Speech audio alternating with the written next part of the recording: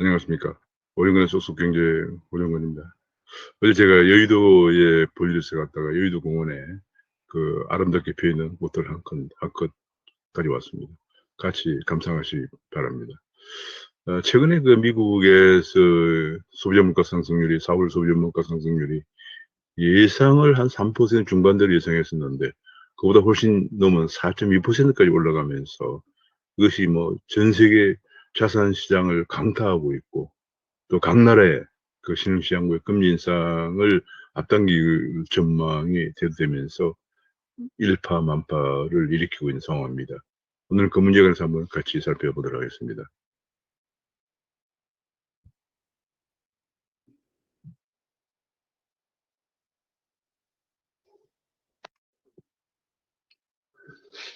현재 쓰나미로 몰려오는 IAEA 공포라고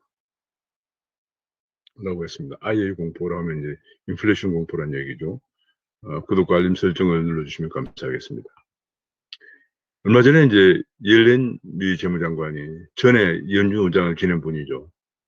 인플레이션에 대해서 공포를 얘기하면서 과열을 막기 위해서 금리를 올려야 할 수 있다는 발언을 하면서 쇼크를 가져왔습니다.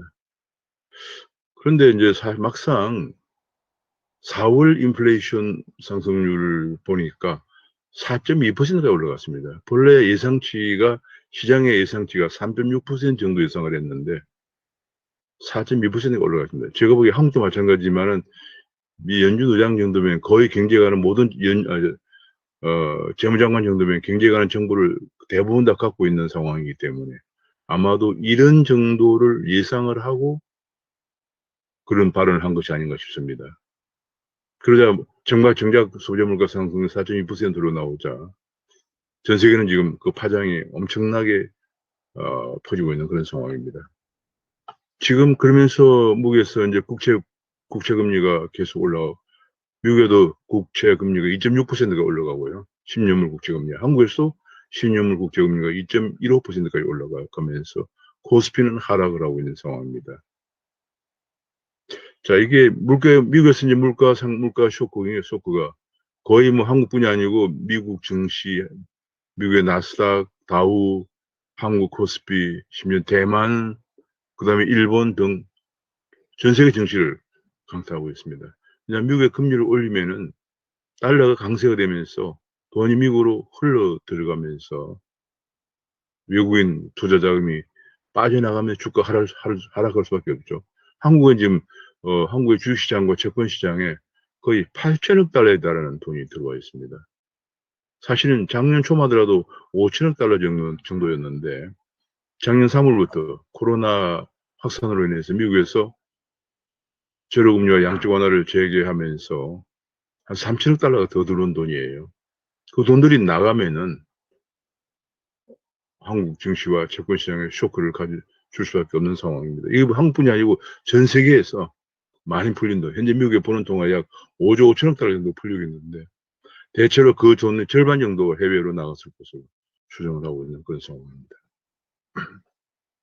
지금 그렇게 되자 거의 대부분의 주가가 하락을 하고 있습니다. 하면서 철강이나 건설이나 이런 굴뚝주, 그러니까 이제 경기가 좋아지면은 필요한 철강이나 건설 이런 주만 좀 밝게 보이는 상황입니다. 지금 현재는 미국의 금리 인상 가능성 앞당겨지는 것이 미치는 자산시장에 미치는 부의 파장과 경기가 좋아진 데 따른 경기 좋아진다는 얘기니까 다른 그런 긍정적인 효과가 교차하면서 혼란을 보이고 있는 그런 모습입니다.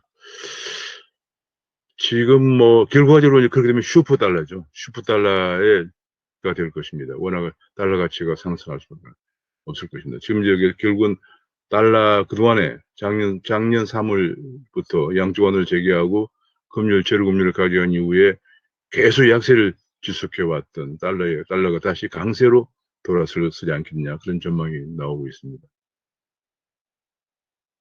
지금 미국의 10년물 국채가 1.69, 2.69까지 올라갔습니다. 근데 이번에 소비자 물가 상승률의 선행지표로 할 수 있는 생산자 물가 상승률이 5월달에 6.2%가 올라가고 있습니다. 그러니까 이 물가 상승률이 지금 엄청나게 올라가고 있습니다. 마치 꽃피 풀린 망아지처럼 올라간다, 이런 얘기가 나오고 있습니다. 연준도 인플레 영향은 제한적이다. 왜냐하면 작년 4월에 물가 상승률이 낮았기 때문에, 코로나로. 그것 때문에 작년 4월에 물가 상승률이 낮았기 때문에 그 기저효과도 있다. 그런 얘기입니다. 그래서 그 기저효과 때문에 많이 올라갔는데, 이것이 그래서 기저효과가 이제 없어지는, 뭐 다다음 달 정도 되면은 진정될 것이다, 그런 얘기를 하고 있습니다. 월가에서는 공포지수로 하는 빅스 지수가 계속 26%나 급등을 하고 있는 그런 모습입니다. 특히 이제 이런 여파로 인플레 공포 때문에 미국에서 4조 달러에 달하는 인프라 법안이 자초될 위기에 있다. 너무 경기가 좀 과열인데 또 정부에서 인프라까지 이렇게 4조 달러를 투자하면은 그야말로 경기가 폭발하면서 버블이 생길 가능성이 있다는 것 때문에 공화당에서 강력히 반대하고 있다는 보도가 나와요. 어제 그 상하원의 양당의 대표가 회동을 한 대표와 그다음에 이제 대통령이 백악관에서 4+1으로 회담을 했는데, 미국의 민주당 바이든 행정부가 밀고 있는 4조 달러의 인프라법이 지금 자초 위기에 직면하고 있다, 그런 얘기입니다.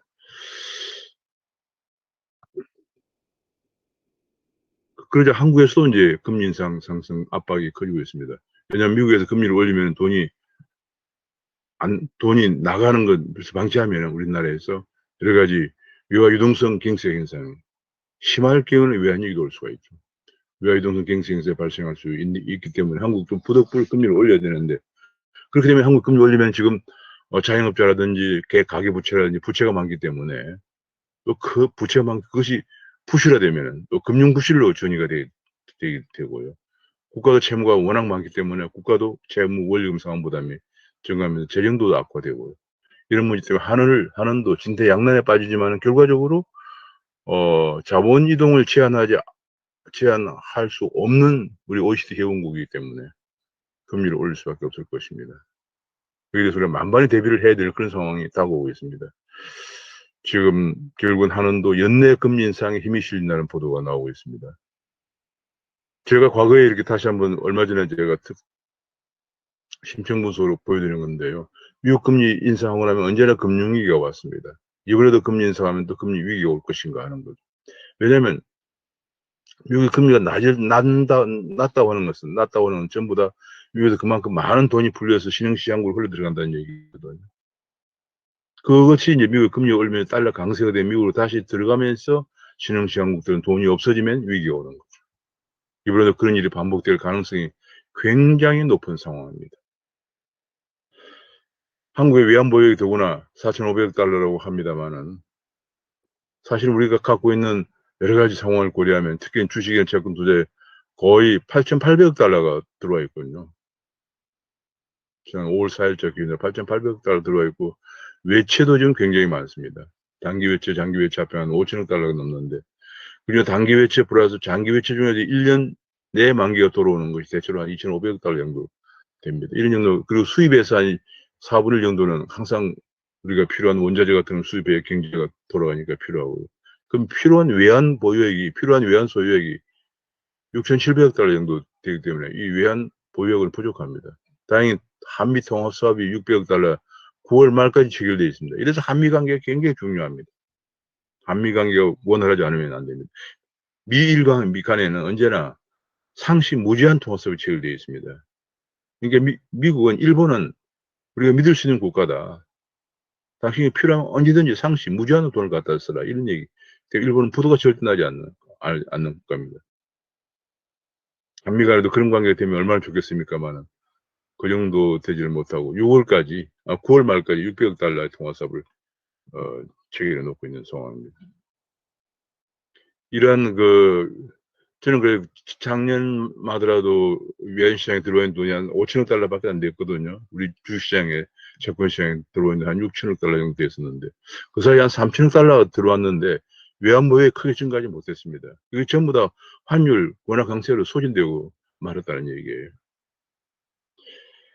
2, 3년 전에 한미 간에 4, 5년 전인가 4, 5년 전에 한미 간에 그 환율 협정을 체결하면서 우리가 외환시장 개입에 굉장히 제약을 받도록 체결될 때부터 제가 굉장히 안타깝게 생각을 했었는데 들어온 돈들이 지난 1년 사이에 3천억 달러가 들어왔는데 이게 외환보유 증가로 연결되지 못했고 이것 때문에 결과적으로 외환보유액이 또 부족해질 수도 있다는 그런 우려가 제기되고 있는 안타까운 상황입니다. 미국이 금리 인상하면 결국은 코스피나 원화 가격에 충격을 줄 수밖에 없고 그래서 금리를 올리게 되면 경기는 침체하고 지금 침체한 경기 속에서 인플레까지 가속화되면 스태그플레이션 우려가 있는 거죠. 스태그플레이션 한 번 오면 굉장히 치유하기 힘듭니다. 인플레이션을 고려해서 금리를 올리면 경기가 더 침체하고 금리를 낮추면 인플레이션이 더 올라가는 이런 문제 때문에 굉장히 치유하기 힘든 스태그플레이션을 우리가 직면할 가능성이 큽니다. 이러다가 정상기업가에 쓰러진다는 얘기인데요. 왜냐하면 기업들의 부채가 워낙 많거든요. 지금 현재 우리는 미국의 이번에 4월달 4.2% 인플레이션 이것이 전방적으로 미치는 공포에 대해서 지금 외환, 금융시장, 그 다음에 기업 정부의 가계 부채 상환 문제 이런 문제에 관해서 정부는 지금 제가 생각하기에는 지금 정도라면은 비상대책반을 가동해야 될 상황입니다.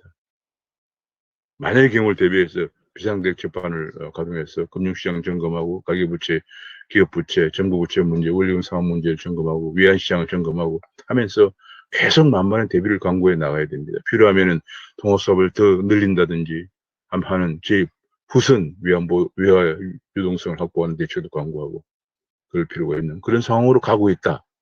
쓰나미처럼 몰려오고 있다. 하는 것을 생각하면 이제 대비를 해야 한다는 걸 말씀드리면서 이 문제에 관해서 미국 4월 4.2% 소재 물가 상승률에 가져오는 알려의 공포에 관해서 간단히 말씀드렸습니다. 감사합니다.